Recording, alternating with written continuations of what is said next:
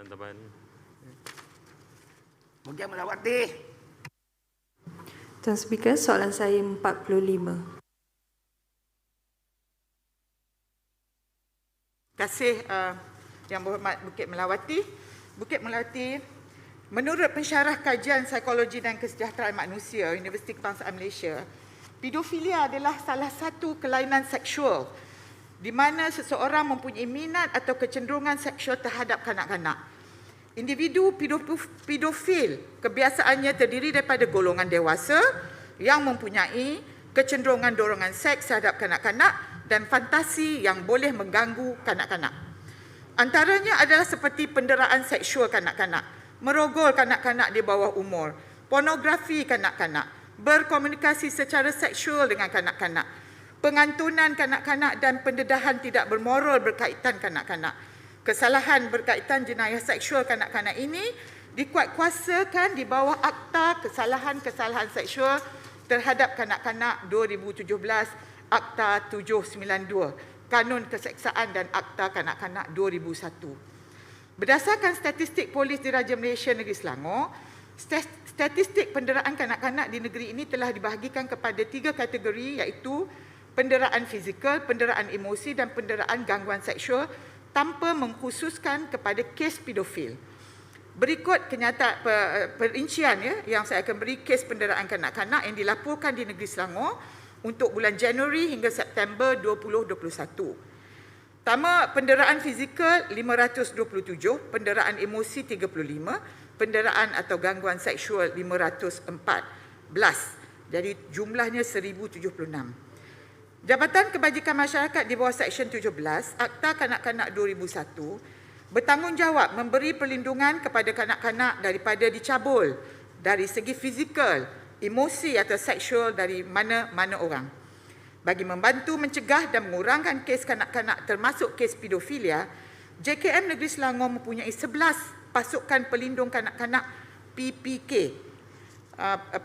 Pasukan Perlindungan Kanak-kanak PPKK di setiap daerah di Selangor.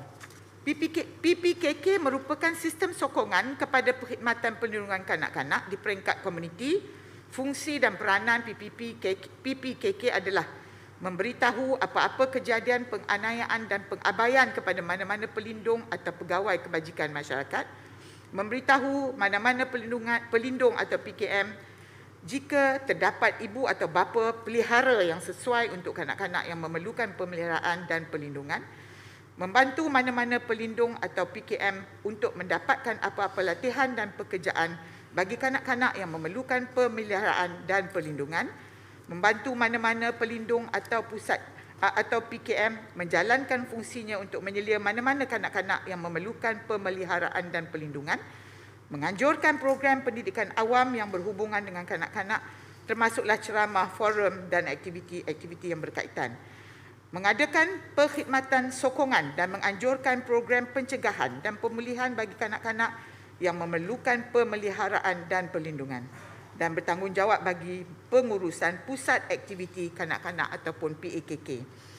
Tanggungjawab PPKK ialah menyelaras aktiviti pusat aktiviti kanak-kanak PAKK mengikut keperluan masyarakat setempat.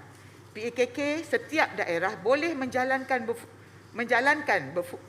berfungsi sebagai tempat rekreasi, pusat advokasi, pusat sumber, pusat pembelajaran, pusat intervensi krisis, pusat sukan dan riadah serta lain-lain aktiviti yang bersesuaian dan mengikut keperluan.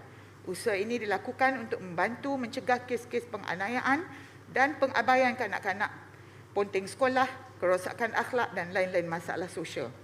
Pada tahun 2021, Negeri Selangor mempunyai 11 PPKK dan 17 PAKK yang memberi faedah dan manfaat kepada kanak-kanak yang tinggal di dalam komuniti. Sekian, terima kasih. Soalan tambahan. Silakan Bukit Melawati. Terima kasih Tuan Speaker. Yang Berhormat Exco ada menyebutkan tadi berkenaan dengan mangsa kanak-kanak, penderaan seksual dan sebagainya dalam hal ini. Bagaimana pihak jabatan menguruskan kanak-kanak yang traumatized dan dalam tempoh terabai ataupun pengasingan itu untuk kembali ke masyarakat. ataupun untuk meneruskan pendidikan mereka dalam pusat pengajian tinggi dan sebagainya, adakah jabatan membantu mereka untuk membimbing mereka seterusnya sehingga ke tertiary education sebagai contoh? Yang Berhormat Bukit Melawati. Saya jangka sebab dalam perbincangan saya dengan Jabatan Kebajikan Masyarakat memang ada servis kaunseling dan sebagainya. Tapi saya kurang pasti sama ada follow up. Tapi setahu saya memang JKM akan angkat bila ada kes-kes begini, mereka akan bawa hingga selesai. Cuma istilah selesai itu yang saya kurang pasti, sama ada mereka ini menerima pantauan sehingga mereka pulih semula daripada trauma itu. Kita akan sama-sama bertanya kepada JKM, ya, dan kita akan lihat apakah lagi yang boleh kita lakukan. Terima kasih.